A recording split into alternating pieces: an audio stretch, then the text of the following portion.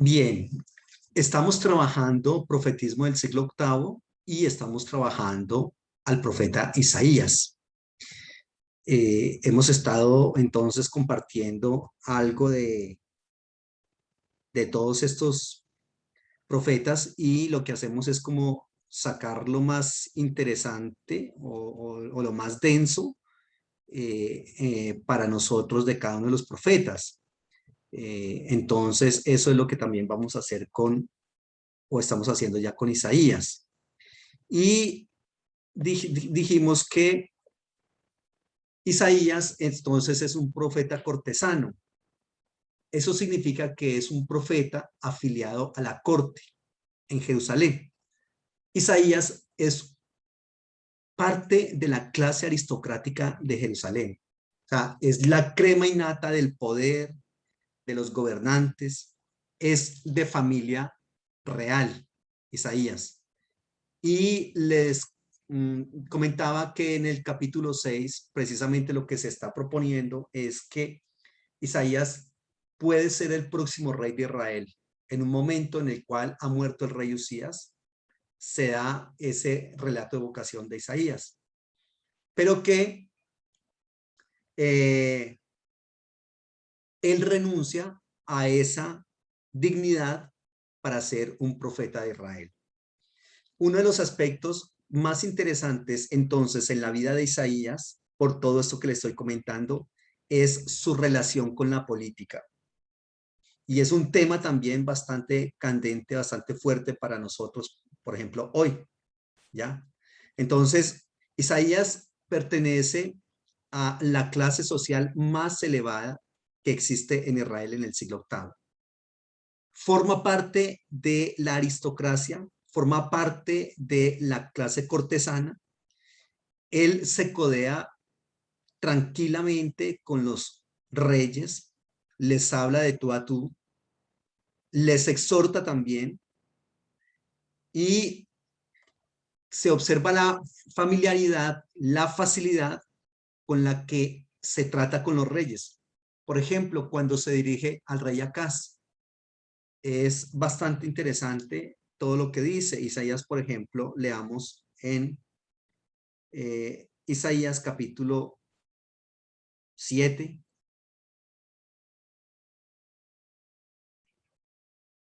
Y el profeta va a hablar con el rey y habla de una manera muy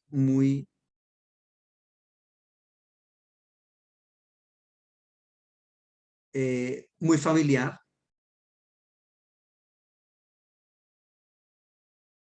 Mire lo que dice en el capítulo 7, versículo 3. Entonces dijo el Señor a Isaías, sal ahora al encuentro de Acaz, tú y Sear-Jasub, tu hijo, al extremo del acueducto del estanque de arriba, en el camino de la heredad del lavador. Y dile, guarda y repósate. No temas ni se turbe tu corazón a causa de estos dos cabos de Sison que humean por el ardor de la ira de Resín y de Siria y del hijo de Remalías. Ha acordado maligno consejo contra ti el sirio, con Efraín y con el hijo de Remalías, diciendo, vamos contra Judá y aterroricémosla, y repartámosla entre nosotros y pongamos en medio de ella por rey al hijo de Tabel. Por tanto, Jehová el Señor dice así, no subirás ni será, porque la cabeza de Siria es Damasco y la cabeza de Damasco es Resín, y dentro de 65 años Efraín será quebrantado hasta dejar de ser pueblo. Voy a leer el versículo 10 ahora. El Señor habló a Acaz diciendo, pide para ti señal del Señor tu Dios demandándola, ya sea de abajo en lo profundo o de arriba en lo alto. Y respondió Acaz, no pediré y no tentaré al Señor. Dijo entonces Isaías, oigan ahora casa de David. Les es poco el ser modestos a los hombres, sino que también lo sean a Dios. Por tanto, el Señor mismo les dará señal. He aquí que la Virgen concebirá y dará a luz un hijo, y llamará su nombre Manuel. Comerá mantequilla y miel hasta que sepa desechar lo malo y escoger lo bueno. Porque antes que el niño sepa desechar lo malo y escoger lo bueno, la tierra de los dos reyes que tú temes será abandonada. El Señor hará venir sobre ti, sobre tu pueblo y sobre la casa de tu padre, días cuales nunca vinieron desde el día que Efraín se apartó de Judá. Esto es al rey de Asiria. Y acontecerá en aquel día que silbará el Señor a la mosca que está en el fin de los ríos de Egipto y a la abeja que está en la tierra de Asiria, y vendrán y acamparán todos en los valles desiertos, en las cavernas de las piedras y en todos los zarzales y en todas las matas. Todo esto que le habla el profeta Isaías al rey Acaz, lo hace con muchísima familiaridad, lo hace con muchísima confianza. Esto no cualquiera, es un rey, no cualquiera puede acercarse al rey y hablarle de esa manera. Ezequías sí, Isaías sí, e incluso lleva a su hijo. O sea, eso es casi como una reunión familiar, pero también con matices de profetismo, porque es el Señor el que le va a hablar al pueblo, pero entonces es una reunión también familiar por lo que le estoy comentando. Isaías es familia de reyes. Uh, entonces, este texto que acabé de leer se enmarca en lo que se conoce como la guerra siro-efraimita, capítulo 7 del 1 al 17, en la cual, como les dije, se está levantando el imperio asirio. Todavía no son los amos del mundo, pero están levantándose cada vez más y cada vez destruyen más ejércitos y conquistan más países. Y el reino del norte, Israel, con otro país que se llamaba Siria, dicen: nosotros no nos vamos a dejar, no podemos dejarnos, vamos a ir y vamos a pelear contra ellos. Y entonces ellos dijeron: listo, hagámoslo. Pero dijeron: somos muy pequeños todavía. ¿Por qué no miramos qué otras personas se nos pueden unir? Ah, ya sé, digámosle al rey del reino del sur que vaya y pelee con nosotros, ¿correcto? Y entonces lo hicieron de esa manera, pero el rey del reino del sur no quiso ir a pelear, y entonces el rey del reino del sur va y le pide ayuda al rey asirio, a Tiglat-Pileser III, para que venga y lo defienda. Y eso es lo que se conoce como la guerra siro-efraimita. Y en ese momento Isaías está dialogando con Acaz y le está diciendo: pide una señal, etcétera, etcétera. El rey Acaz dice: no, ¿cómo se le ocurre? Yo no voy a pedir señal de nada. Pero tratando de decir: no, no le pido señal al Señor porque es que me da pena con él, es que, ¿cómo se le ocurre que yo le voy a poner en aprieto? No, ¿cómo se le ocurre que yo lo voy a poner en esas dinámicas? No, mejor yo no le pido señal. Pero no era porque le temiera al Señor o porque estuviese, digamos, interesado en hacer la voluntad del Señor o someterse a esa voluntad, no. Era porque era un perverso. Y Acaz había acabado de hacer pasar su hijo por el fuego. Lo había ofrecido a Baal en sacrificio. Y no había en ese momento un sucesor al trono. ¿Ya? Y Acaz estaba preocupado, y entonces ahí le habla Isaías a Acaz. O también, por ejemplo, se siente la familiaridad de Isaías con la clase gobernante cuando se presenta delante de Ezequías para pedirle cuentas. Leamos, por favor, el 37:2 de Isaías. Si alguien lo tiene, por favor, lean.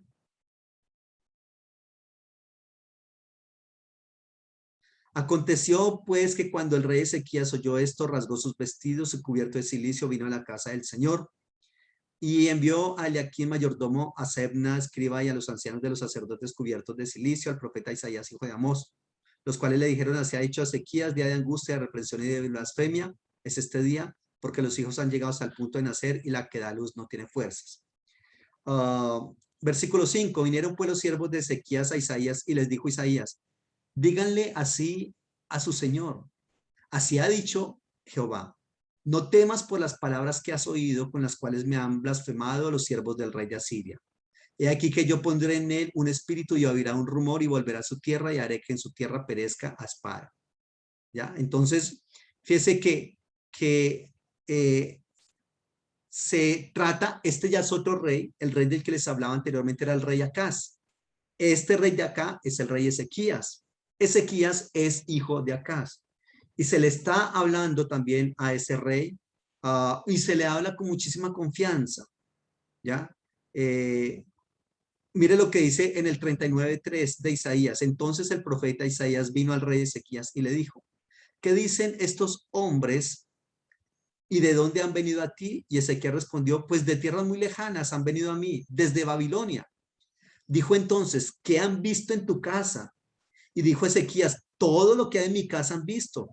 y ninguna cosa hay en mis tesoros que no les haya mostrado. Entonces dijo Isaías a Ezequías, oye palabra del Señor de los ejércitos. He aquí vienen días en que será llevado a Babilonia todo lo que hay en tu casa y lo que tus padres han atesorado hasta hoy, ninguna cosa quedará, dice el Señor. De tus hijos saldrán de ti y que habrás engendrado tomarán y serán eunucos en los palacios del rey de Babilonia. Y dijo Ezequías a Isaías, la palabra del Señor que has hablado es buena, y añadió, a lo menos haya paz y seguridad en mis días. Fíjese que le habla y le habla de una manera bastante fuerte, en este caso a Ezequías, recriminándole por qué le ha mostrado toda la casa y los tesoros a los embajadores de Babilonia. Y le dice, así como le mostraste eso a ellos, todo lo que les mostraste va a ser llevado a Babilonia. No cualquiera, aunque sea profeta, tiene que dar, les puede dar una palabra esas a los reyes, a menos que fuera uno de esos profetas que se llaman profetas lejanos a la corte, pero en ese caso le decían a los reyes eso porque eran enemigos y se granjeaban aún más la enemistad del rey y empezaba a perseguirlos hasta matarlos o encarcelarlos o azotarlos. Pero Isaías no. Isaías le dice todas esas cosas tan fuertes a uno y a otro rey y sin embargo siguen siendo amigos. Sin embargo, el rey Ezequías no se disgusta. Ezequías tampoco se disgusta con Isaías y lo persigue. No, no, porque son familia. Roland, levantaste la mano. Sí, pastor, una pregunta. ¿Ese Ezequías es el mismo del que Isaías profetiza en el capítulo 7? ¿Recuerdas Es que el no? mismo. Ah, vale. Ese es el mismo Isaías al cual, como decíamos en unas clases anteriores, se ha dicho que la Virgen concebirá y dará a luz un hijo, llamará su nombre Manuel, etcétera, etcétera. Y se ha dicho, no, ahí está hablando de Jesús. No, ahí no está hablando de Jesús. Ahí está hablando de Ezequías, que fue, les acababa de decir que el rey Acaz era el que había sacrificado a su hijo al dios Baal. No había sucesor al trono en ese momento y ellos estaban preocupados. Y entonces eso que se tradujo al griego como la Partenon, la virgen, la virgen concebirá y dará a luz un hijo, realmente no es virgen. Para nosotros virgen es una cosa. La verdad es que es una persona, una mujer que no ha tenido relaciones sexuales.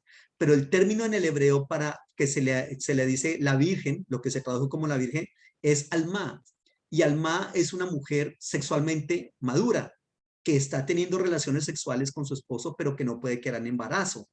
Y entonces es a ellos a los que les dice tranquilos, porque van a engendrar un hijo, van a tener ese hijo. Y va a tener más o menos entre 10 y 12 años cuando venga el rey de Babilonia, en fin, todo ese asunto. Y ese niño que nace es el rey Ezequías. Ezequías que es uno de los mejores reyes de Israel también, pero cometió en ese error entre otros. Cometió ese error. Otro error que cometió Ezequías fue decirle a Dios, alárgame la vida 15 años. Y recordemos que en ese caso el Señor le alarga la vida. Y en esos 15 años Ezequías engendra a Manasés. Y Manasés fue el peor rey de Israel. 55 años gobernando donde fue un rey terrible, donde fue un rey perverso totalmente. El Señor por eso quería quitarle en un momento dado la vida a Ezequías para evitar 55 años de sufrimiento al pueblo, pero por una petición de Ezequías le alargó la vida y mire lo que pasó. Bastante interesante, ¿no? Muy bien. Isaías cita varias veces los nombres de altos funcionarios. Eso tampoco es muy normal. Bueno, la verdad es que uno tampoco es que se sepa los nombres de todos los políticos, ¿correcto? Mire lo que dice en el 8.1. Me dijo el Señor, toma una tabla grande y escribe en ella con caracteres legibles tocante a Maher Salal Hasbaz. Maher Salal Hasbaz, versículo 4. Porque antes que el niño sepa decir Padre mío y Madre mía, será quitada la riqueza de Damasco y los desposos de Samaria delante del rey de Asiria. Versículo 22.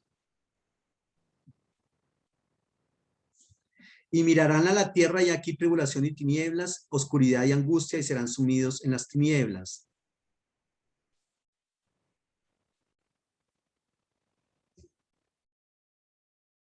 Leamos el versículo, el capítulo 22, 15. Ya. Es capítulo 22, versículo 15 al 24, mejor. Capítulo 22, versículo 15 al 24. El Señor de los ejércitos dice así: ven, ve, entra a este tesorero, a Sebna, el mayordomo, y dile: ¿qué tienes tú aquí? ¿O a quién tienes aquí que labraste aquí sepulcro para ti? Como el que en lugar alto labra su sepultura, o el que esculpe para sí morada en una peña. He aquí que el Señor Jehová te transportará en duro cautiverio y de cierto te cubrirá el rostro. Te echará a rodar con ímpetu, como a bola por tierra extensa. Allá morirás y allá estarán los carros de tu gloria, oh vergüenza de la casa de tu Señor. Y te arrojaré de tu lugar, de tu puesto te empujaré. En aquel día llamaré a mi siervo Eliaquín, hijo de Hilcías, y lo vestiré de tus vestiduras, y lo ceñiré de tu talabarte, y entregaré a sus manos tu potestad, y serás padre al morador de Jerusalén y a la casa de Judá, y pondré la llave en la casa de David sobre su hombro, y abrirá y nadie cerrará, cerrará y nadie abrirá. Y lo hincaré como clavo en lugar firme, y será por asiento de honra la casa de su padre. Colgarán de él toda la honra de la casa de su padre, los hijos y los nietos, todos los vasos menores desde las tazas hasta toda clase de jarros. En aquel día dice el Señor Jehová de los ejércitos, el clavo hincado en lugar, en fin. Aquí habla de un personaje que es el tesorero. Es bastante interesante cómo el Señor le dice: ve, entra a este tesorero, a Sebna, al mayordomo, y dile, y empieza a decir así su mensaje. Puede entrar hasta el lugar donde tienen los tesoros. Dialoga con el tesorero del reino, y el tesorero le dice unas palabras de juicio muy fuertes a ese tesorero. Entonces, eso es muy importante. Isaías participa activamente y con muchísima facilidad, y tengo que decir también, porque otro tema muy importante de Isaías es la sabiduría. Entonces Isaías participa activamente, con facilidad y con muchísima sabiduría en los asuntos de las clases dirigentes de Israel. Entonces Isaías, fíjense que aquí no se pone con pañitos de agua tibia. Él dice: lo que está mal, lo que está bien, ¿ya? Y a lo malo le llama malo, y a lo bueno, él no dice: oh no, pero es que este es el tesorero, a ver, o sea, hagámonos pasito con el tesorero, porque es que después yo puedo necesitar un favorcito por ahí, un contratico con el Estado, y entonces pues tengo que tener muy buenas relaciones con esa persona. No, no le interesa. Le dice unas cosas bien fuertes a los reyes y ahora a este tesorero. Las clases más altas de Israel en cuanto a la política son exhortadas por Isaías. ¿Listo? Pero entonces, lo mismo que ayer y lo mismo que hoy, el gobierno de Israel no se encuentra en manos de una sola persona. Aún incluso, aunque sea un rey o un dictador, pero aunque sea rey o dictador, necesita sus colaboradores. Y esos colaboradores también tienen hasta cierto punto voz y voto. Y eso, entonces, digamos, cuenta muchísimo en lo que respecta a la actitud de una persona frente a ellos. Pero reitero, Isaías no. Isaías no se pone con esos aspectos, sino que sencillamente dice: lo que estás haciendo está mal y punto. Preguntas.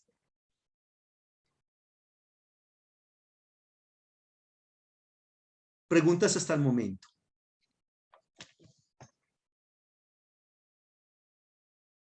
A partir de acá, quiero que trabajemos un tema muy interesante, porque la idea que estamos trabajando nosotros en los profetas del siglo octavo es que vamos al siglo octavo, miramos lo que está pasando allá y que traemos lecciones filosóficas para nosotros, ¿correcto?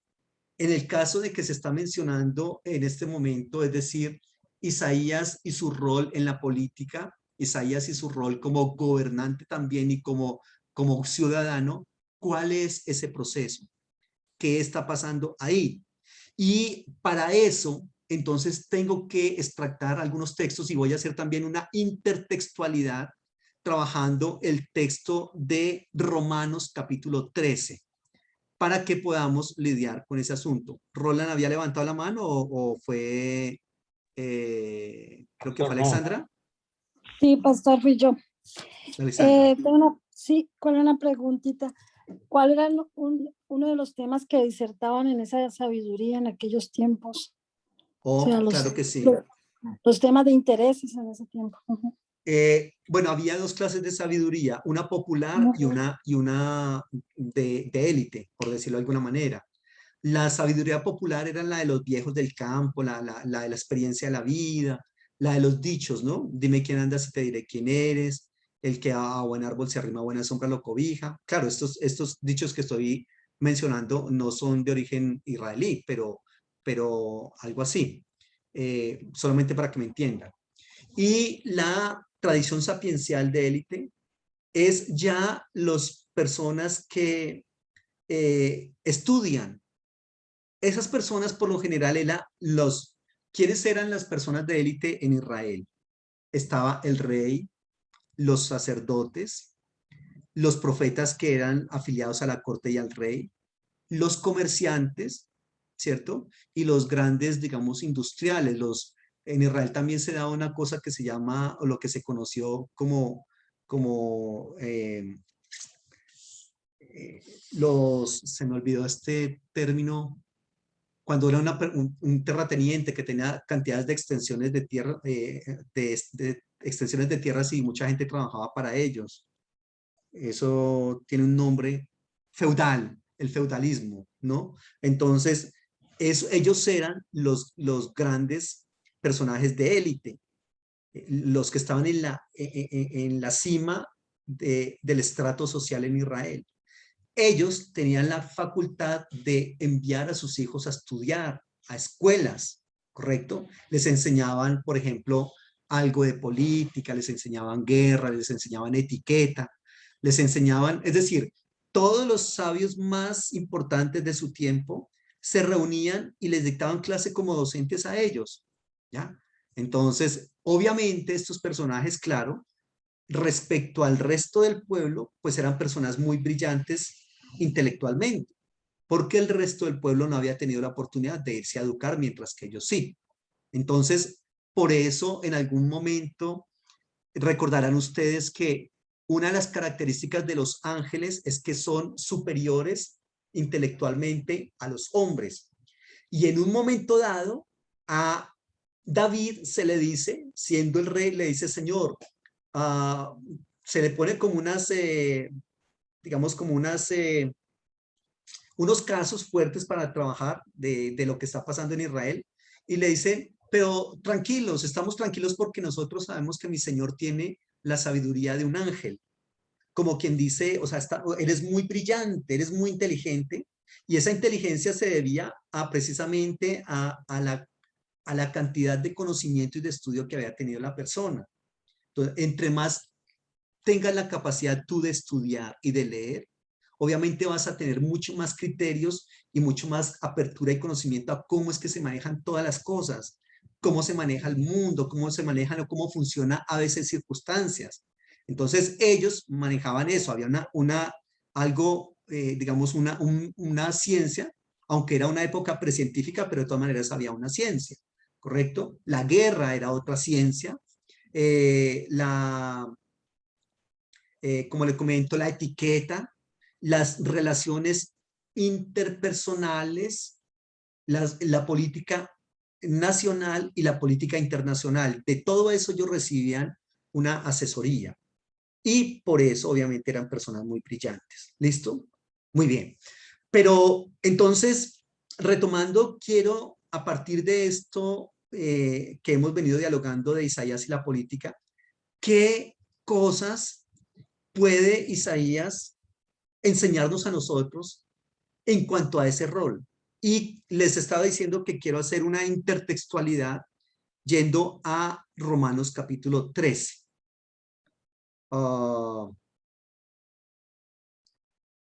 Leamos un poquitico porque el asunto de que estamos trabajando hoy es Isaías y la política.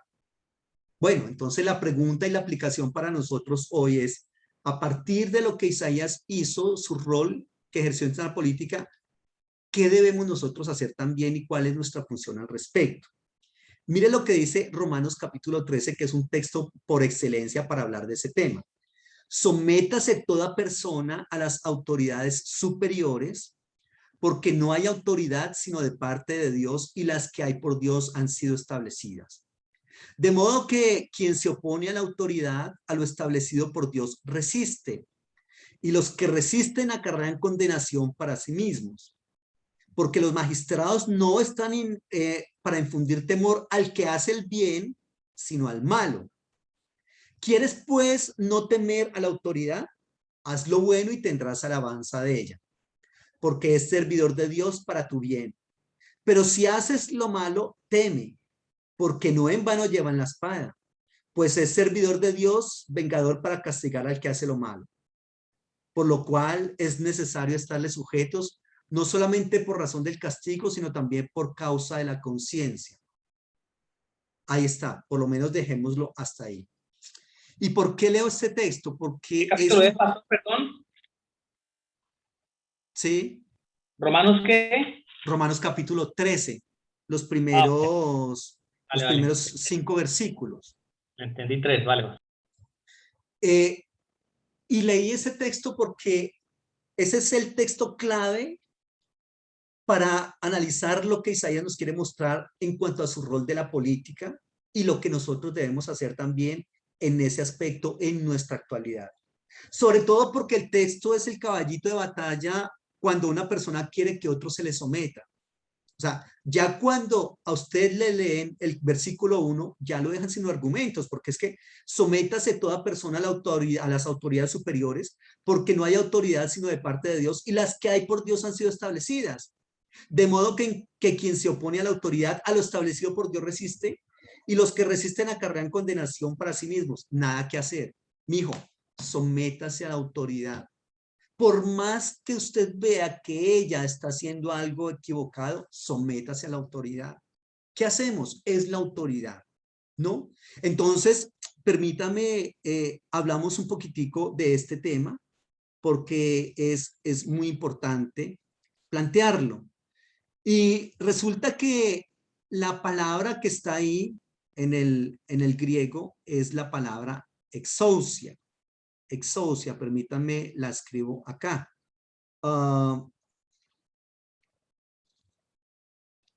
Y esa palabra va a tener que dar cuenta a muchísimas personas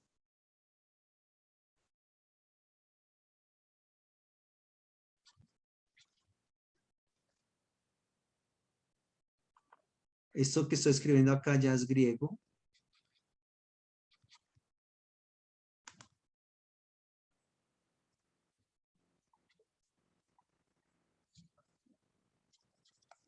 Exousia. Autoridad. Es el término que se trabaja como autoridad y que es el texto que está ahí en el texto bíblico. Pero, ¿qué está pasando con eso? Resulta que tenemos que ir hilando poco a poco, porque ¿qué fue lo que estableció Dios? ¿Qué estableció Dios? La figura de autoridad. Eso fue lo que estableció Dios. La figura de autoridad. Esa figura de autoridad puede ser un rey, un presidente, un gobernador, un alcalde, un congresista, el gerente de una empresa, la cabeza de familia de una casa. Eso es lo que Dios estableció. Pero cuidado, en la persona que está ocupando ese cargo en un momento adecuado, ¿ha sido puesto por Dios? Ah, eso ya es otro asunto. Eso ya es otro asunto. Y permítame, entonces, le hago un pequeño dibujo acá. Porque, claro, entonces dice que las autoridades que hay han sido puestas por el Señor. Pero a ver, ¿qué fue lo que el Señor realmente estableció? El Señor estableció esta figura de autoridad. ¿Listo? Ahí. esta es una figura de autoridad. Que esa figura de autoridad puede ser ¿quién?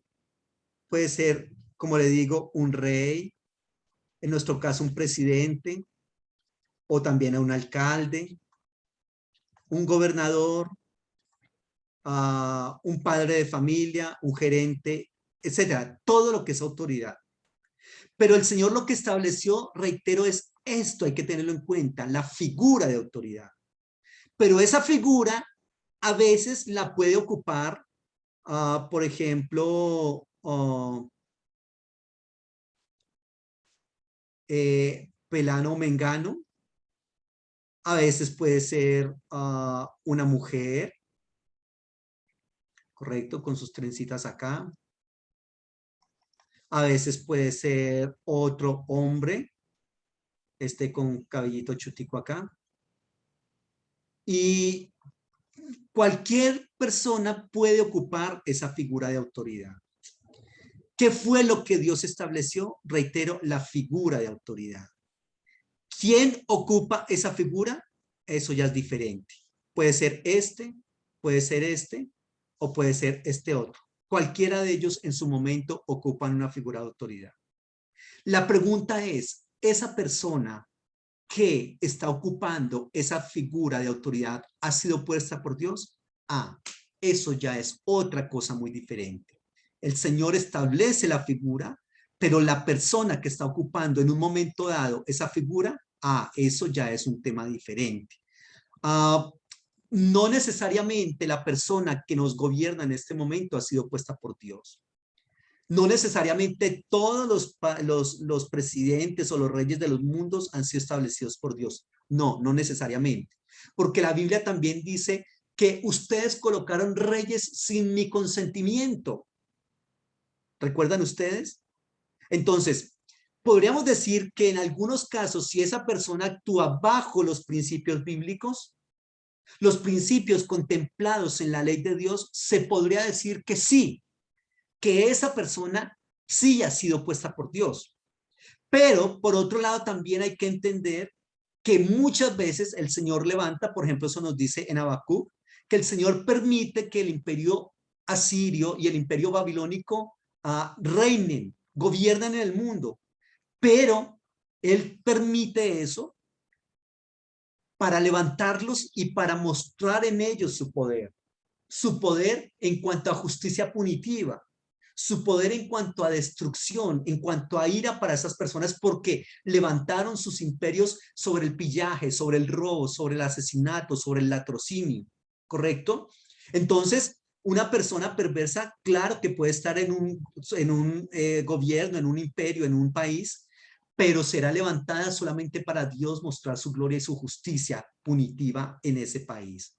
Entonces, ahí reitero, no siempre ni generalmente podemos decir absolutamente todos los gobernantes han sido puestos por Dios, pero tampoco podemos decir absolutamente ningún gobernante ha sido puesto por Dios. No, porque de todas maneras recordemos que en el griego hay una palabra que es telos, la teleología, ¿correcto? Y que esa teleología significa un objetivo final, un objetivo perfecto. Y todo absolutamente marcha hacia ese objetivo perfecto. Pero reitero, el texto también dice que ustedes colocaron reyes sin mi consentimiento. Ahí está entonces el término exousia, y ese término exousia que les comentaba ahorita descansa en tres bases. Es decir, cuando el Señor le da autoridad, exousia a una persona, ¿qué es lo que le está dando? Primero, le está dando potestad para decidir.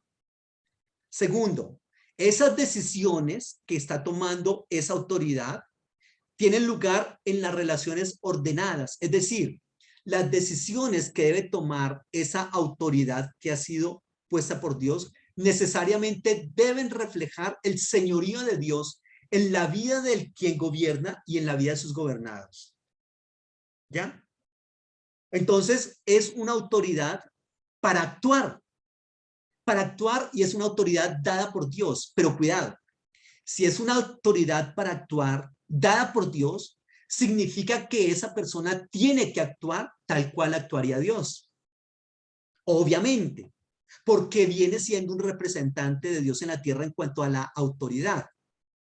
Entonces, esa palabra exousia implica libertad para la comunidad.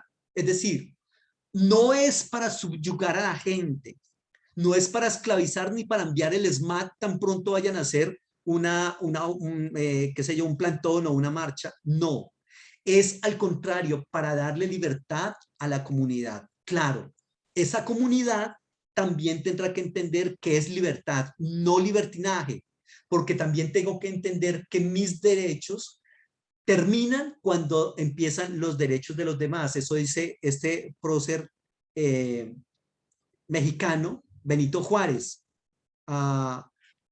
La paz es el respeto por el derecho ajeno. Mi derecho termina cuando empieza el derecho del otro. Aquí, entonces Pablo, ojo, no es que Pablo esté diciendo como usualmente nos dicen, mijo, sujétese y punto, porque es que esa autoridad la colocó Dios y si usted se revela contra esa autoridad, se está rebelando contra Dios y pare de contar. Usted simplemente agache su cabeza y ya. No, Pablo no está avalando los gobiernos corruptos, opresores, explotadores. Pablo, al igual que lo hizo Isaías allá, miren las exigencias tan fuertes que le hace Isaías a los reyes y a los que están en eminencia a su momento. Pablo acá también está haciendo una doble exigencia. Ojo, Pablo aquí no está haciendo una apología al rol desempeñado por las autoridades, ni está generalizando diciendo, y usted me podrá decir, sí, sí está generalizando, porque está diciendo, sométase a toda autoridad. ¿Qué más generalización que eso? Ojo, pero es que, ¿qué es lo que sigue diciendo más adelante? No nos quedemos solamente en el versículo 1 y 2. Entonces, Pablo no está hablando al acatamiento o subordinación a las autoridades en general sin que haya un análisis crítico previo. Es decir, usted para someterse a una autoridad tiene que hacer primero un análisis crítico de aquello que se le está pidiendo. Si usted encontrara que no es correcto de acuerdo a la ley del Señor, pues no debería someterse, es lo que Pablo está diciendo. Pablo está haciendo una doble exigencia. Por un lado, el que está bajo la autoridad y por el otro lado, a la autoridad misma. A esa autoridad se le exhorta a ser ejemplo para el que debe someterse. Es decir, si yo como autoridad quiero que alguien se someta a esa autoridad, yo tengo que darle ejemplo a esa persona de cómo se deben hacer las cosas. Si no, no hay opción de nada.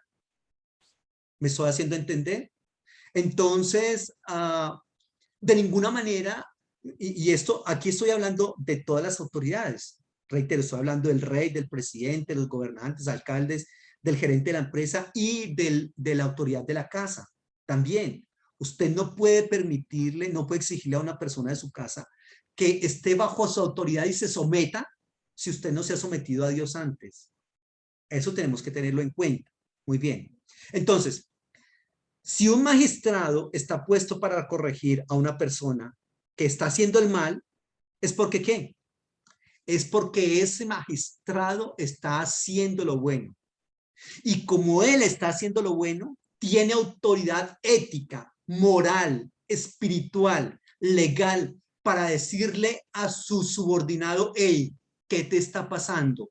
Yo siendo la autoridad, estoy sometido a Dios igualmente y estoy haciendo las cosas correctamente. ¿Cómo que yo siendo la autoridad hago lo correcto y tú que eres un subordinado no lo vas a hacer? Pero ¿qué pasa con eso? Es una persona que tiene una autoridad ética, moral, legal, espiritual. ¿Estamos ubicados en lo que les estoy diciendo? ¿Estamos entendiendo? Bueno, José Alfredo y Roland levantaron la mano. Sí, Hágale, mi hermano, hágale que yo... Hágale. sí, tengo una pregunta. Entonces, Bukelele está posesionado por Dios. O sea, lo han posesionado por Dios. El presidente de, creo que de Honduras o de Guatemala. Sí, entiendo quién es. Podríamos decir que es una persona que está haciendo las cosas, lo que se escucha, ¿no? Porque no conozco a profundidad la política de Bukele, pero está haciendo las cosas medianamente bien, ¿no? De hecho, por eso tiene tantos enemigos en los centros de poder. Y seguramente una persona de esas que trata de corregir las cosas, que trata de no mantener el status quo, sino que trata de hacer lo que el Señor quiere que se haga. Ahí fue uno de los aspectos que dijimos, esa persona ha sido establecida por Dios. Entonces, desde esa perspectiva podríamos decir, por lo menos es un gran ejemplo, ¿no? Por lo menos. Roland. Correcto. Pasa, pero si es que nos ponemos a mirar a nivel mundial los dirigentes, desde los más pequeños hasta los más grandes, o sea, no hay nada que se salve ahí, ¿no? Porque son Ahí muy está el problema. mínimo, lo mínimo que de pronto, como el caso de Bukele y eso, que a saber que de pronto tenga por atrás, no, bueno. Pero nos ponemos a ver y a generalizar y es que, o sea, no podemos decir, lo digo yo, pienso yo así, ¿no? Esas, o sea, las autoridades del mundo están puestas por Dios, porque es que no hay uno que se salve, ni siquiera en los países de los que nosotros llamamos el primer mundo, Es correcto. porque aquí también hay corrupción, aquí también hay explotación, bueno, cualquier cantidad de cosas que tiene un país tercermundista, de los que se llaman tercermundistas.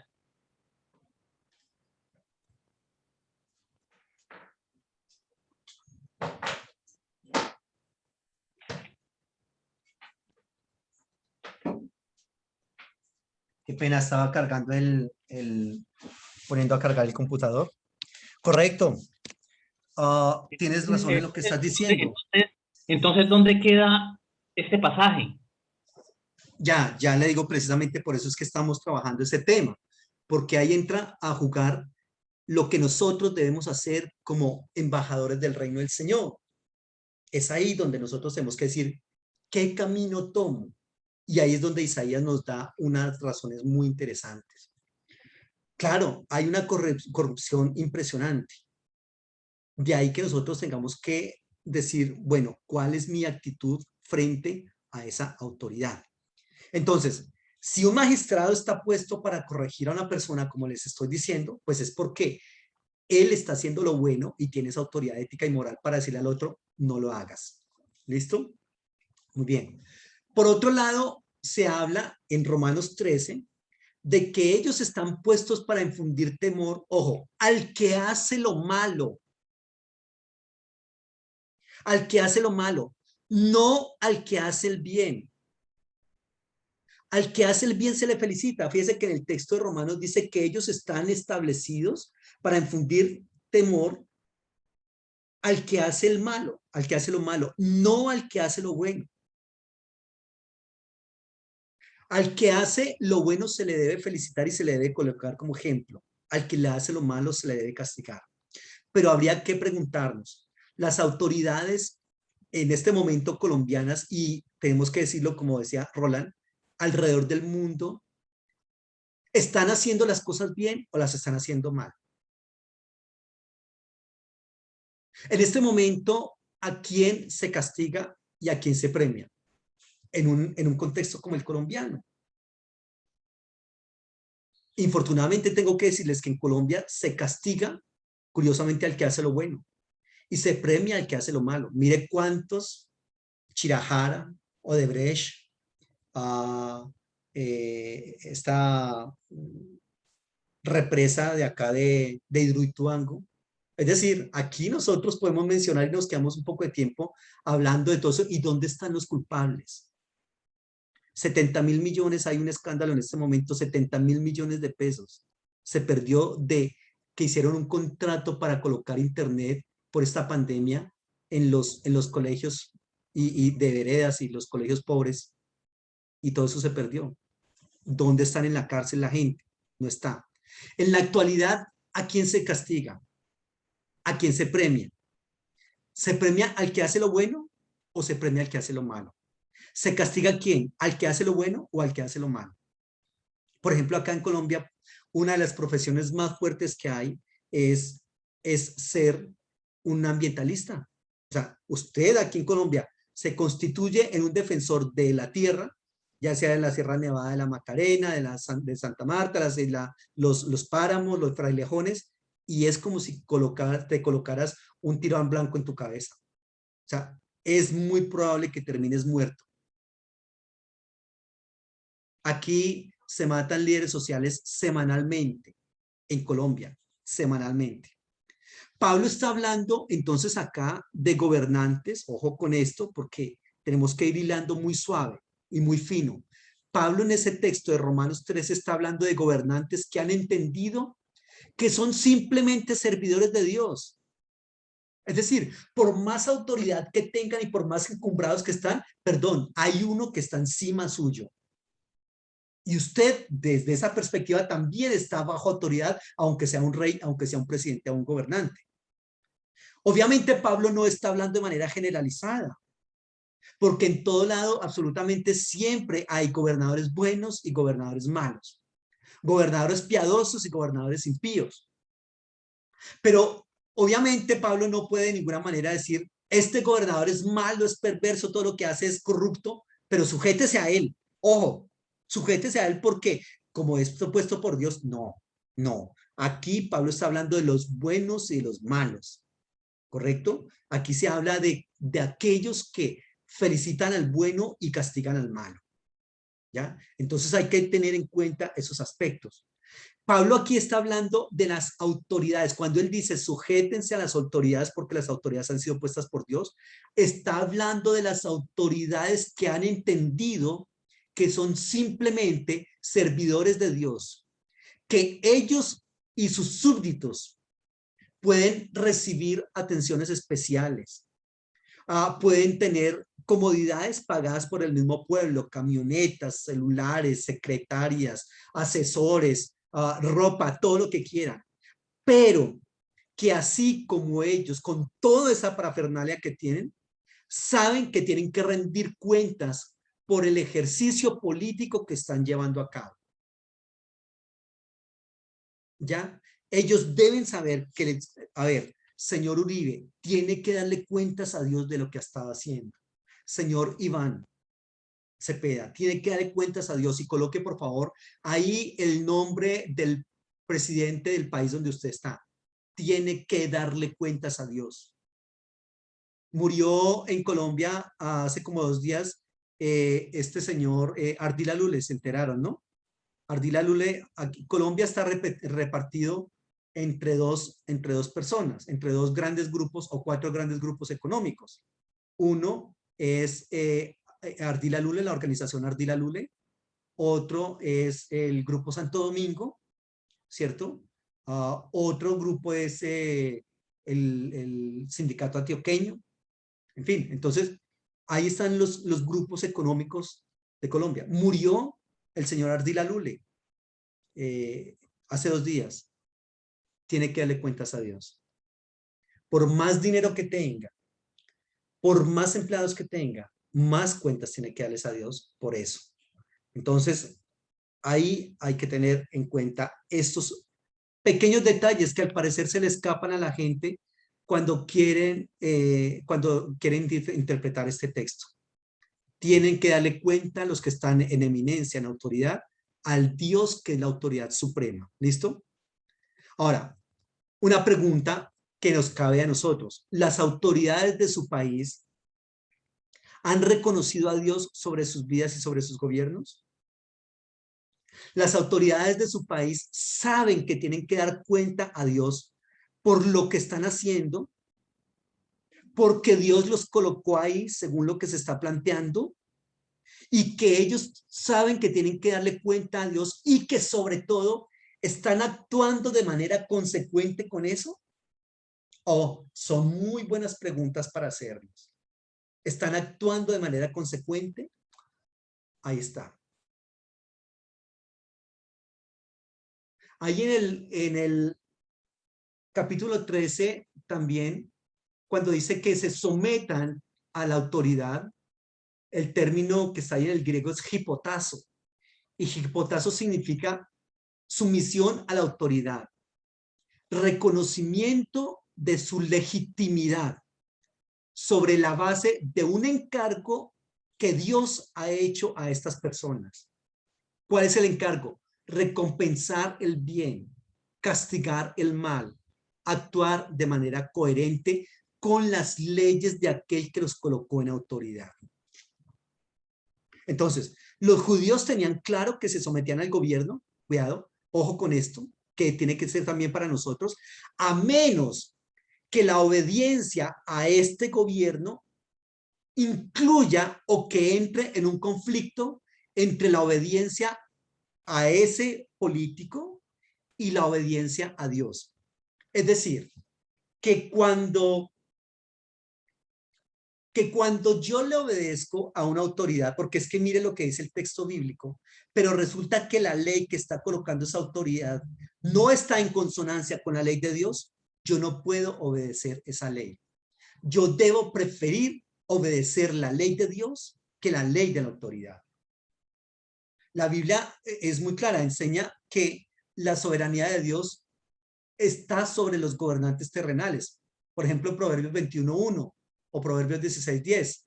El rey en la mano del Señor, dice la Biblia en ese pasaje. El rey en la mano del Señor. Esa es la única manera de adelantar una buena gestión. ¿Por qué Isaías le tuvo que decir al rey Acaz y al rey Ezequías reprensiones tan fuertes y que ellos tuvieron que quedarse callados y a este otro, el tesorero real? Porque estaban haciendo las cosas mal, porque no estaban en la mano del Señor ejerciendo su autoridad. Y por lo tanto necesitaban una reprensión. Y ahí está Isaías dispuesto como embajador de la buena ley del Señor a dar esa exhortación a esas personas, ¿correcto?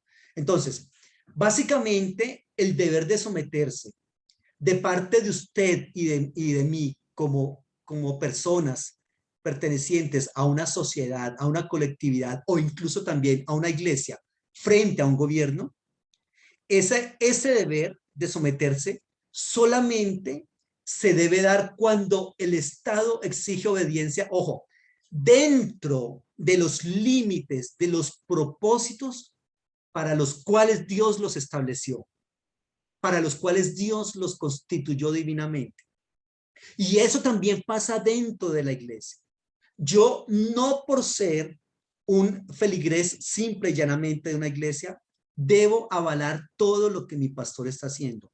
Cuando a todas luces se da cuenta que lo que está haciendo no es de acuerdo a la voluntad del Señor.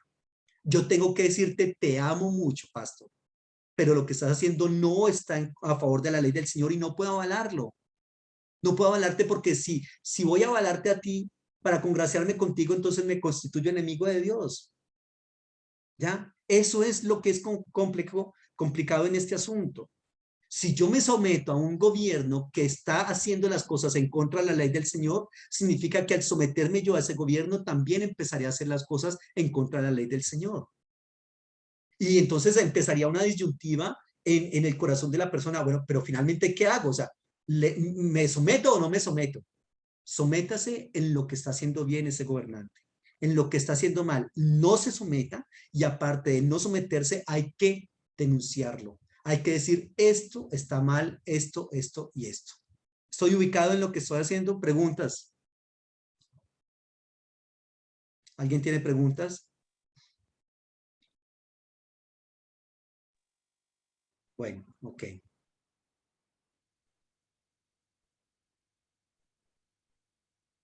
Entonces, por otro lado, también en este texto hay una triada muy importante. ¿Cuál es esa triada? Lo bueno, lo malo, y el versículo 5 nos trae un aspecto muy importante, sino también por causa de la conciencia. Causa de la conciencia. Entonces, cuando la sumisión a la autoridad civil y la sumisión a la autoridad de Dios están en conflicto, ¿qué debo hacer yo? ¿Qué debe hacer una persona medianamente sensata y sobre todo temerosa del Señor? La Biblia ya nos da una razón. Miren lo que dice Hechos, capítulo 5, versículo 29. Hechos, capítulo 5, versículo 29. Dice, Respondiendo Pedro y los apóstoles le dijeron, es necesario obedecer a Dios antes que a los hombres. ¿A quién debe obedecer a un cristiano cuando las autoridades que han sido puestas por Dios supuestamente no están haciendo lo que esa autoridad que los colocó les exige a ellos? Mi deber como ciudadano, como cristiano, es obedecer al Señor antes que a los hombres. Por otro lado, Marcos también dice en el 12:17, dice que den al César lo que es del César, pero a Dios lo que es de Dios. También se refiere a eso, no solamente al impuesto, sino a la sujeción a su autoridad siempre y cuando esté bien, o si no, no puedo someterme. Ahí en ese momento tengo que someterme a Dios, ¿correcto? Entonces, un cristiano como usted y como yo, un ciudadano como usted y como yo, debe someterse solamente cuando esa ley que ellos están proponiendo como autoridad está bajo la ley de Dios. Cuando esos límites se exceden, el creyente, cuidado, no solamente puede resistir esa autoridad, sino que su deber es resistirla como cristiano, como ciudadano. Una persona debe resistir a la autoridad si es que lo que esa autoridad está haciendo no está de acuerdo a la voluntad del Señor. Veamos el caso por ejemplo, Martín Lutero, Juan Calvino, los grandes reformadores, ¿correcto? Mire lo que hace, por ejemplo, Martin Luther King.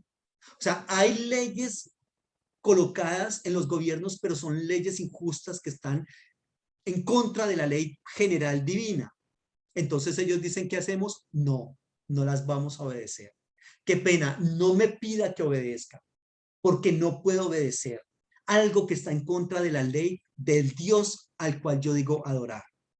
Entonces, la pregunta surge, ¿la autoridad de su país está de acuerdo con la ley del Señor? Usted se tiene que preguntar y responder, ¿sí o no? Y con base en esa respuesta, nosotros debemos actuar en consonancia con lo que Dios quiere que nosotros hagamos.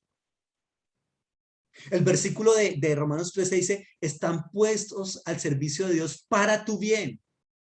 Aquí hay otra pregunta.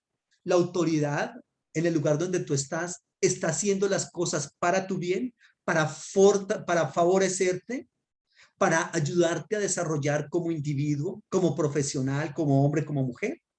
¿Sí o no? Y eso también tenemos que verlo. Porque no puedo aceptar que la autoridad no está haciendo absolutamente nada para mi bien, pero yo sigo ahí porque es que el caballito de batalla, la autoridad ha sido puesta por Dios. No, perdón. Si está haciendo las cosas mal, esa autoridad hace rato perdió su posibilidad de ser una representante del Señor en la tierra.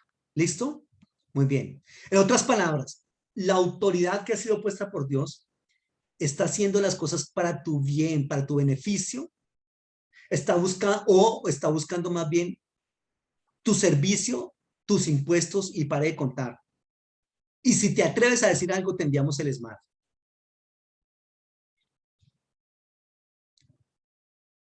La autoridad hace propuestas que me están beneficiando a mí o los están beneficiando a ellos. Por lo general, ¿quiénes son los que mandan en esas autoridades? ¿Quiénes son? Hay dos grandes grupos que mandan sobre las autoridades. Por una parte están los grupos nacionales y por otra parte los grupos internacionales. ¿Y quiénes componen esos grupos? Los poderosos, los adinerados, ¿cierto? Los banqueros, los grandes industriales, los dueños de las multinacionales. Ellos son los que están detrás de, usualmente, por ejemplo, el presidente de Colombia se dice jocosamente y como insulto que es un títere. Y realmente sí lo es, pero no solamente el presidente de Colombia, sino todos los presidentes de todo el mundo, porque ellos realmente no mandan. Un presidente no manda en un país. Mandan son los grupos económicos que están detrás de él, porque son los que lo subieron al gobierno. Entonces, cuando están de candidatos, ellos hacen un convenio. Y le dice mi hijo, sí, nosotros le vamos a colocar X cantidad de millones para publicidad y para que usted se gane esas elecciones. Pero cuando usted esté allá, por favor, le pedimos algo sencillo, ¿no? Legisla a favor nuestro. Le baja impuestos a lo nuestro y le sube impuestos porque de todas maneras toca seguir siendo un país que opera, que marcha. Entonces tenemos que subir más impuestos a las clases medias y bajas de la sociedad para que los ricos vivan mejor. Y le decía que hay dos grandes grupos, los nacionales y los internacionales. Los grandes grupos internacionales, ¿quiénes son? El Banco Mundial, el Fondo Monetario Internacional, el Club de París, las grandes familias poderosas del mundo, que no son sino como unas 10. Ellos son los que mandan y hacen lo que los países quieren que hagan, ellos se lo dictan y punto. Para de contar. Entonces realmente, sí, los presidentes no mandan. Ustedes han escuchado hablar, por ejemplo, de las grandes calificadoras de riesgo. Entonces sale en el noticiero. Las grandes calificadoras de riesgo del mundo dijeron que nuestro país no es apto para invertir, no es apto para solicitar préstamos. Y claro, eso es complicadísimo porque entonces los grandes dueños de las multinacionales dicen, cuidado, allá no invertimos. Y si nos vienen a pedir un préstamo, no se lo podemos hacer. Y entonces, pues obviamente todo el mundo necesita préstamos y todo el mundo necesita inversión. Y entonces los países terminan haciendo lo que esas entidades internacionales, transnacionales, quieren que se haga. ¿Ya?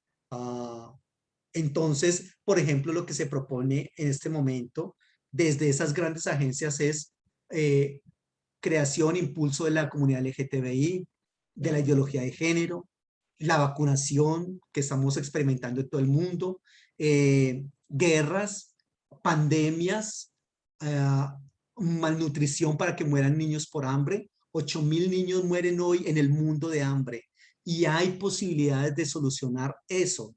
Hay posibilidades, pero no se hace porque necesitamos minimizar la población. Es decir, las grandes entidades de las que les estoy hablando necesitan eliminar 2.000 millones de personas en el mundo. Mínimo, 2.000 millones de personas. Porque dicen hay mucha sobrepoblación. ¿Ya? Entonces tenemos que tener en cuenta todos esos aspectos para poder lidiar de manera adecuada desde la perspectiva que nos corresponde a nosotros, como voces proféticas pertenecientes a la Iglesia del Señor. Pero pastor, entonces, ¿no estaríamos en una utopía ahí? No, no es una utopía y jamás podemos verlo nosotros como utopía. Es esperanza, pero la esperanza es más poderosa que la experiencia. O sea, nosotros tenemos dos cosas, una, esperanza, dos, experiencia. La experiencia es nuestra realidad.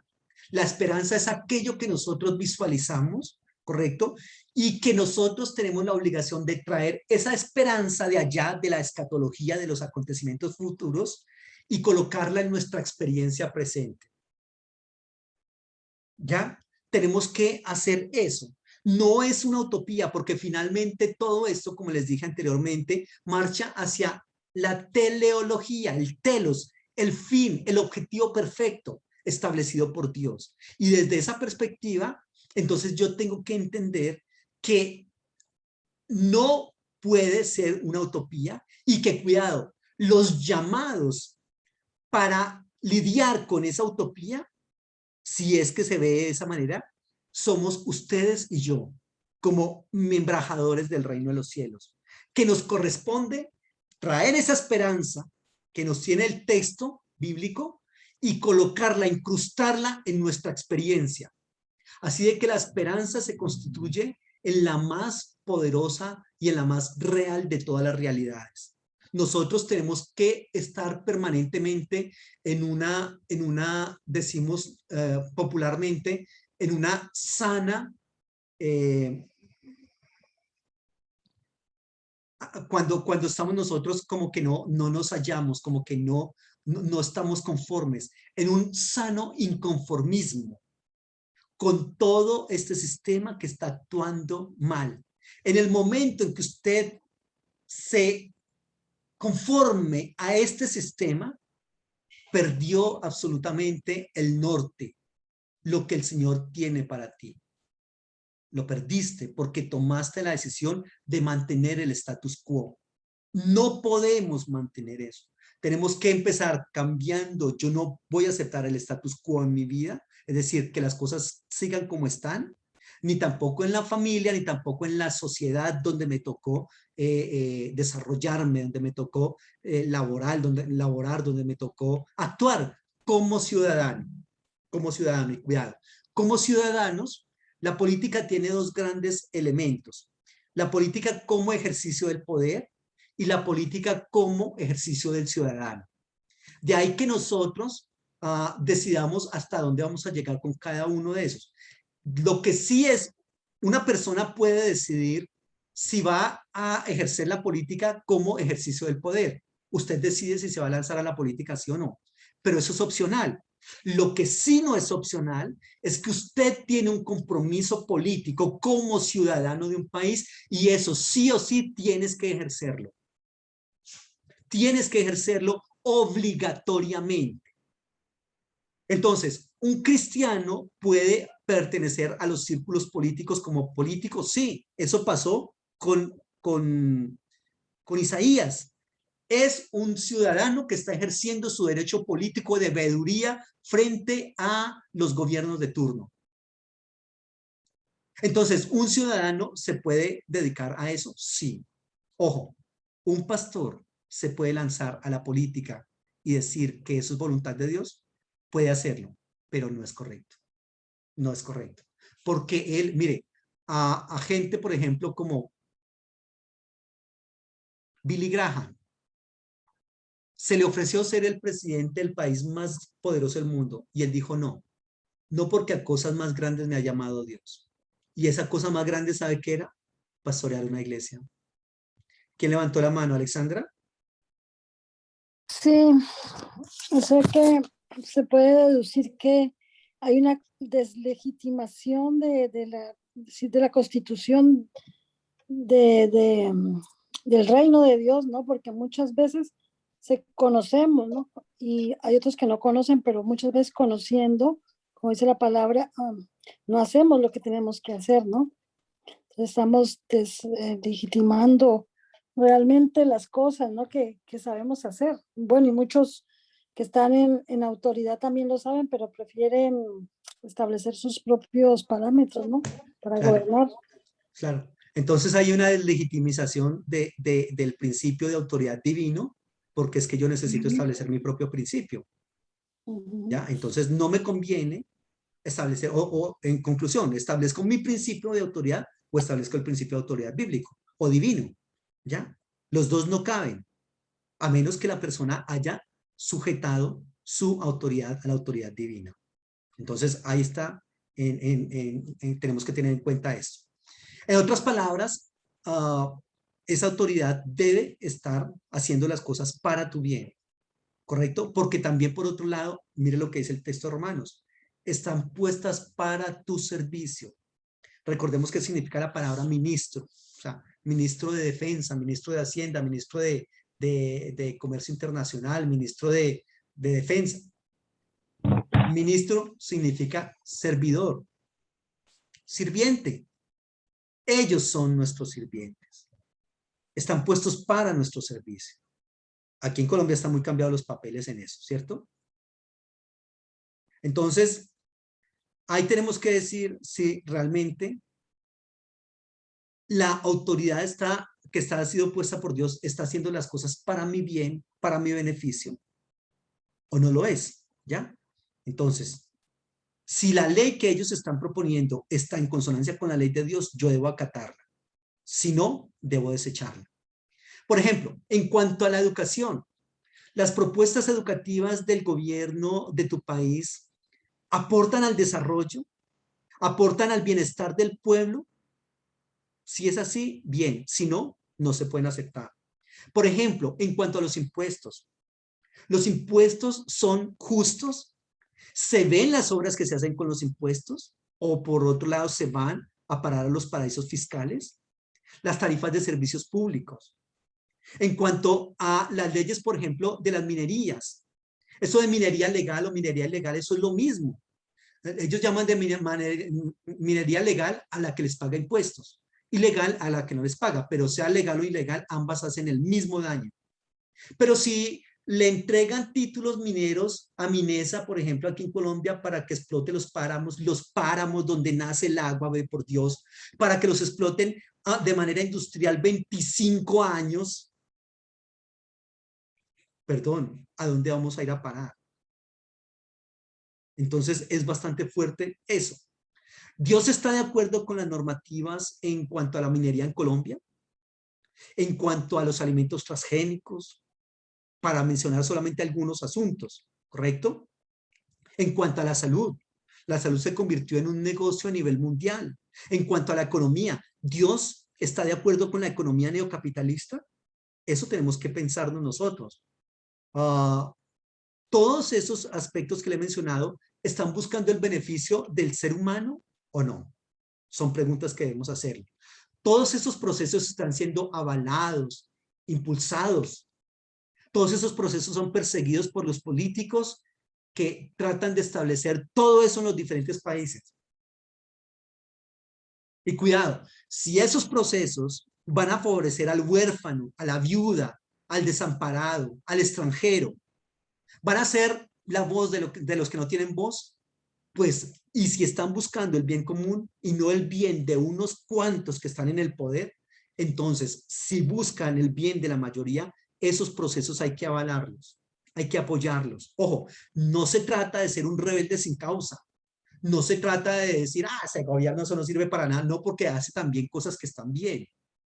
Yo lo que tengo que hacer es estar muy bien informado en aquellos programas que hacen bien de manera honesta y responsable y aplaudirlos y avalarlos y acompañarlos. Los que no están haciendo las cosas con esas características, esos programas tienen que ser desechados, denunciados. No podemos avalarlos. ¿Listo?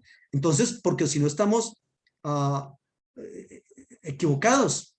¿Cierto? Estamos diciendo que nos sometamos a las autoridades y que las autoridades han sido puestas por Dios, ¿cierto? Y por eso esas autoridades tienen que apoyarse en la medida en que lo que están haciendo está de acuerdo a la ley del Señor. Ahí está. Entonces, si usted y yo vamos a apoyar esos programas y esos programas no están en contra de la ley del Señor, pues sencillamente hallamos una lógica. ¿Cuál es la lógica? Yo, por apoyar un gobierno que está en contra de la ley del Señor, sencillamente me constituyo en enemigo de Dios. Estoy en contra de Dios. ¿Ya? Entonces, así es sencilla la ecuación. Simplemente eso. Aquí no se trata de ser de derecha y de izquierda, no se trata de ser de demócrata o de comunista o de socialista, no, eso no se trata de eso. No se deje llenar de cuentos en ese aspecto. Se trata sencillamente de buscar la justicia, la equidad, la dignidad, el desarrollo de nuestros muchachos, la oportunidad, que la única oportunidad que tienen no sea la de parcharse en una esquina a fumar vicio, sino que puedan desarrollarse en los dones y talentos que Dios les dio. Pero ¿cómo el gobierno aporta para eso? ¿Cómo las demás entidades aportan para eso? Recuerde que aquí estamos hablando de autoridad y por eso también tendría que decirle cómo la autoridad de la casa aporta también para eso. Todo eso tenemos que tenerlo en cuenta. Entonces, fíjese que este texto ha sido mal interpretado. Pero pastor, empezando por algo tan simple como que en muchos países, si no es que es toda la mayoría, por lo menos la religión cristiana evangélica no está como le dijera yo, es como patrocinada como la iglesia católica, pues. ¿Sí Sí, es correcto. hago explicar? O Sí, sea, eso es como bueno, ustedes allá con sus religiones, allá en su cuento, y bueno, y nosotros acá en lo nuestro, y a la hora de por lo menos en los colegios o en las escuelas, de decir, bueno, ¿qué se le va a enseñar a mi hijo del cristianismo, del evangelismo o cosas de la Biblia? No hay nada. No hay nada porque sencillamente los gobiernos no avalan eso, no patrocinan eso, ni nada. Ya claro. por ese lado, Por ese nada lado que ver. estamos perdidos. Y por otro lado, también estamos perdidos, por ejemplo, acá en Colombia y bueno, y en toda Latinoamérica se está dando eso, y América del Norte, cómo la iglesia evangélica ha incursionado en la política de manera inadecuada, porque está haciendo convenios con los grandes grupos, con los grandes partidos políticos que son los corruptos de siempre. Y cuando yo, como político, hago un convenio con otro político, se convierte inmediatamente en mi patrón político. Ya no puedo mandar yo. O sea, los partidos gobiernan por bancadas, votan en las leyes por bancadas. Es decir, todos los miembros de un partido, ellos tienen un señor, un jefe de partido, se llaman acá en Colombia.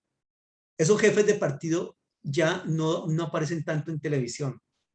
Permítame, para los que son colombianos acá en este grupo, les digo quiénes son los jefes de partido acá en Colombia. El expresidente Gaviria, Samper, este otro Vargas Lleras, Uribe. O sea, son gente que han estado en el poder y que aunque ellos ya no están así de manera directa porque la gente ya no les copia y ya fueron presidentes y todo ese asunto, entonces ellos tienen sus partidos y los partidos de ellos tienen que hacer lo que ellos digan. Entonces, los congresistas de ese partido le dicen, mire, señor Gaviria, es que sacaron una ley así, así, así, y tenemos que votar. ¿Usted qué nos manda? Y Gaviria dice, voten a favor o voten en contra. Entonces, toda la bancada tiene que votar a favor. Ahí no hay un partido, no hay uno de los integrantes del partido que diga, no, es que, perdón, es que, no, a mí me parece como que no, como que eso no es adecuado, etcétera. No, o sea, a nosotros no nos importa lo que usted piense, usted simplemente haga lo que nosotros le decimos y punto, porque yo soy su patrón. ¿Ya? Entonces, eso actúa de esa manera. Por eso una persona puede llegar a un lugar de esos con muy buenas intenciones, pero de ahí a que logre algo es complicado ese asunto.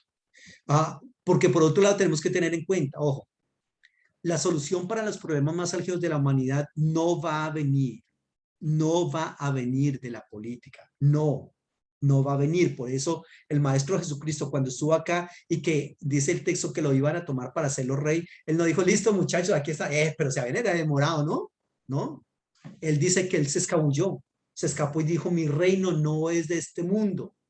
En otras palabras, lo que está diciendo es, la solución para los problemas más álgidos del mundo no es política, no lo es. Si así fuera, él se hubiese lanzado como rey, pero él se lanzó fue como el muerte vicaria por nosotros, para darnos salvación y para enseñarnos una manera diferente de vivir.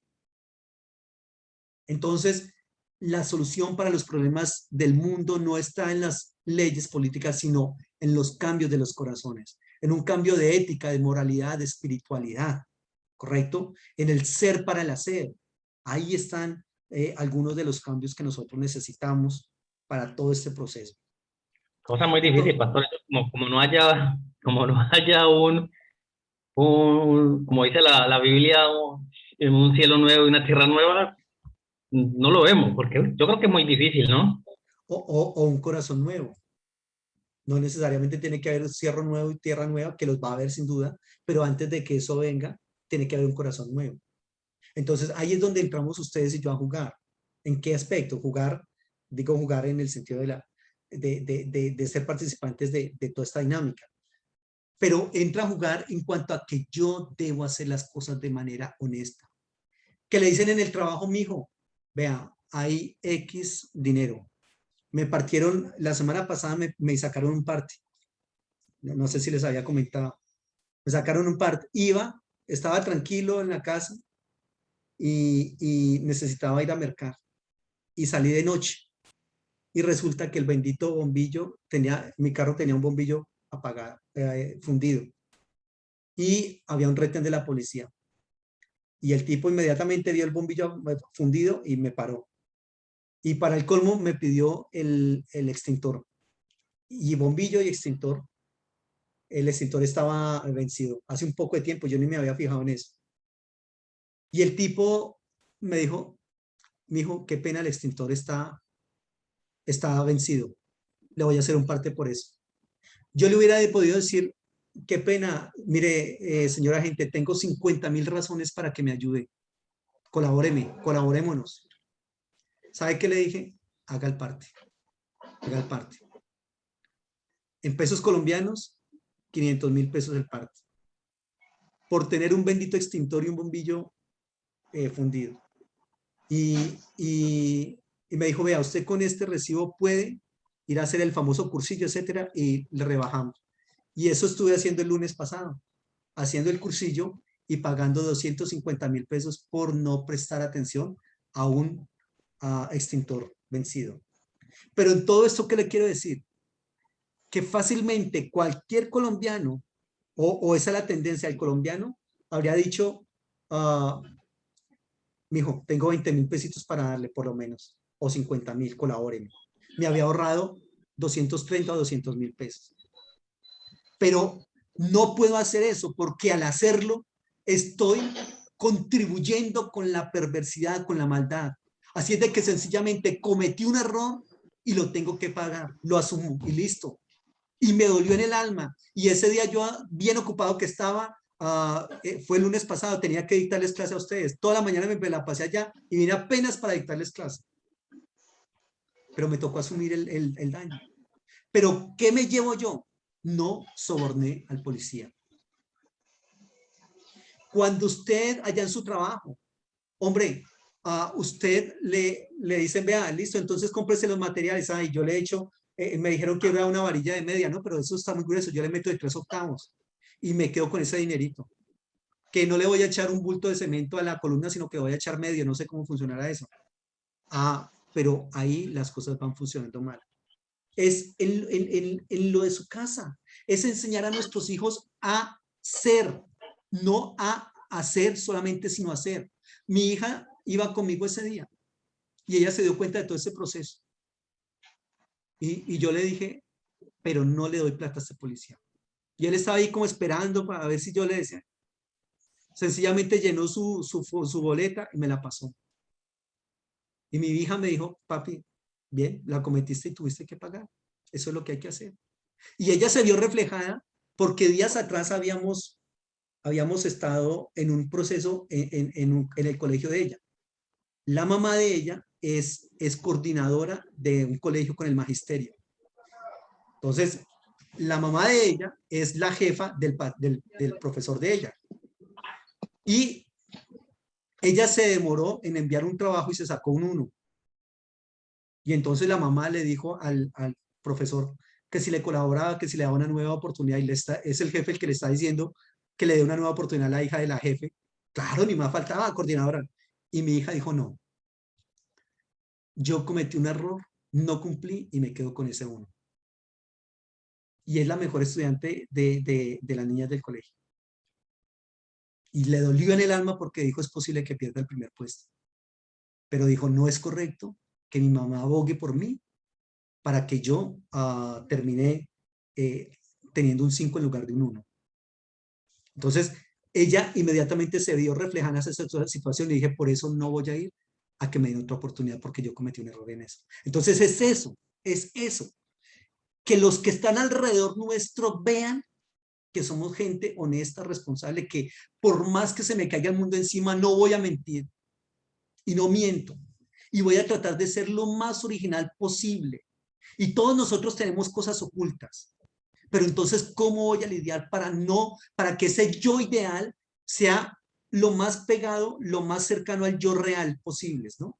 O sea, nosotros tenemos un yo ideal y un yo real. Que ese yo real y ese yo ideal estén lo más unidos posibles. Que no estén tan distanciados el uno del otro. Pastor Dixon, ¿ibas a levantar la mano?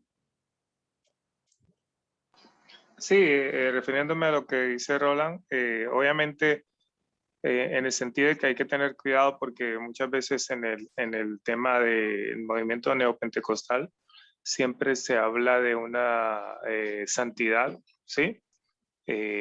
Utópica, ¿sí?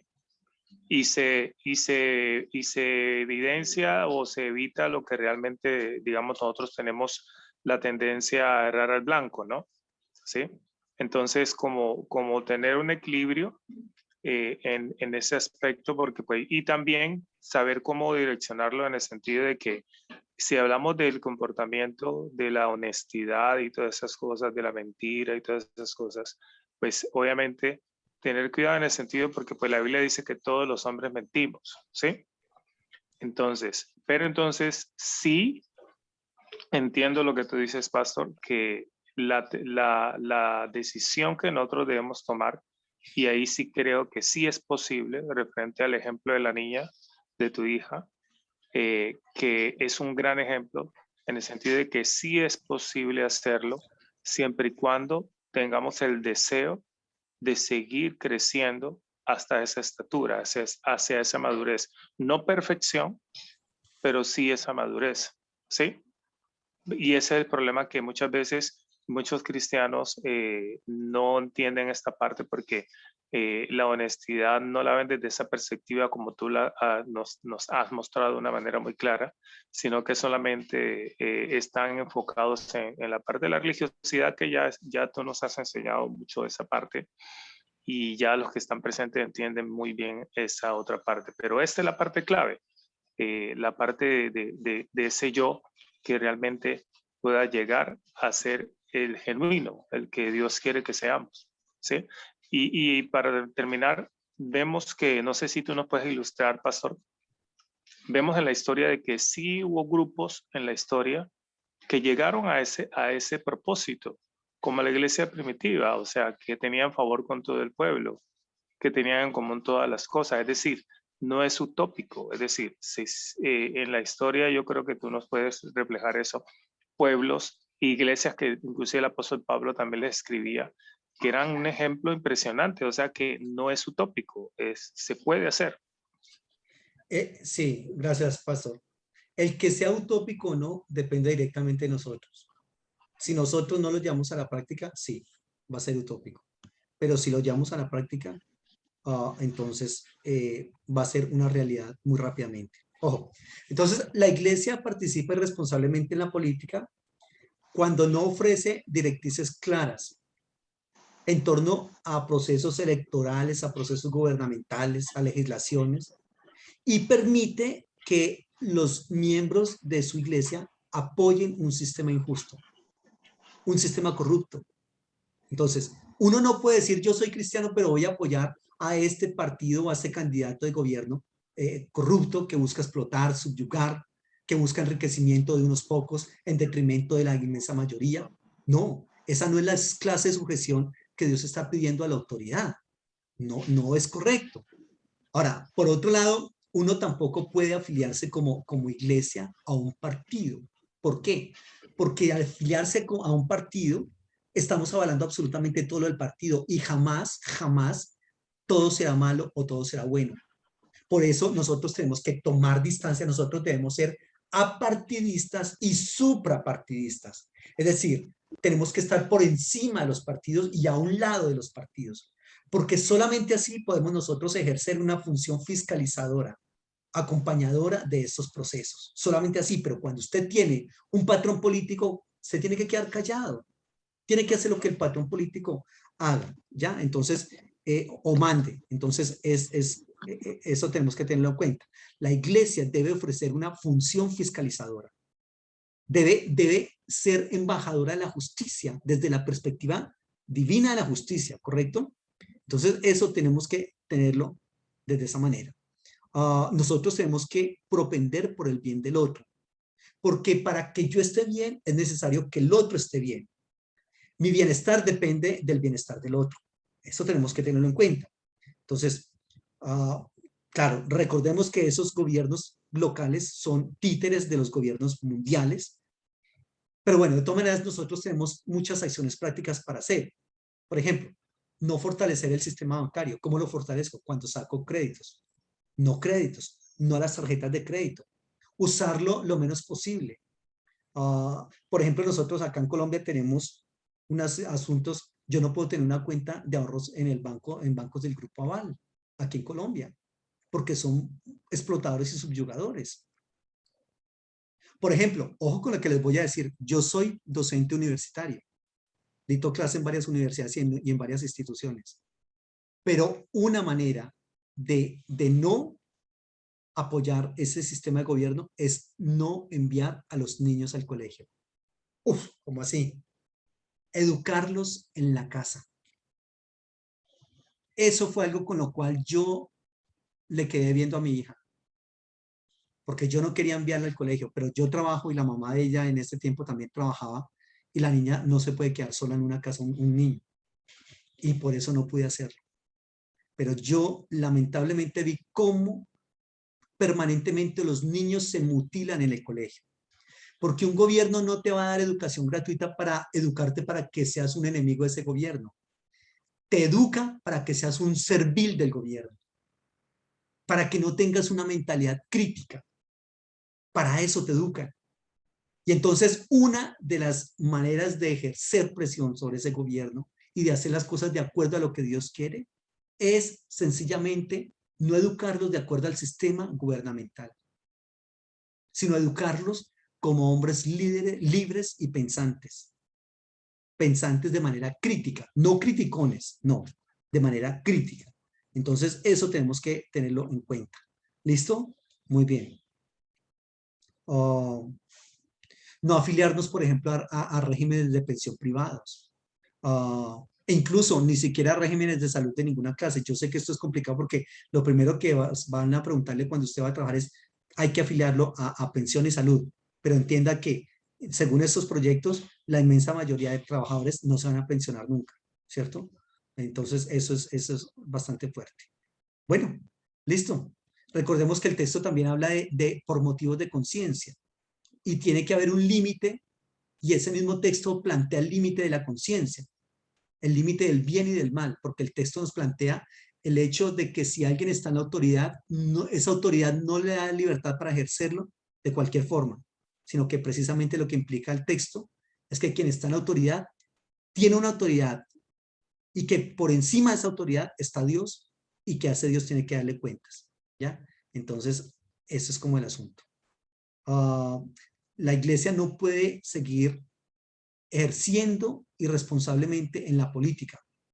¿Cuándo lo hace irresponsablemente? Cuando se afilia a partidos políticos, como le dije, cuando no educa a sus feligreses adecuadamente, ¿cierto? Cuando apoya un candidato que está en contra de la ley divina, todo eso. ¿Listo? Bueno, muy bien. Entonces, eso es lo que quería trabajar con ustedes hoy a partir de Isaías y la política. ¿Listo? Isaías y la política y cuál debe ser nuestro rol en la política también. Entonces, nos hablamos en 8 días. Gracias, muy amables. El Señor les bendiga y que estén muy bien. Muchas gracias, muy Muchas amable. gracias. Hasta luego. Muchas gracias. Gracias. Hasta Éxitos. luego. Que tenga buenas tardes. Hasta luego, Dios bendiga.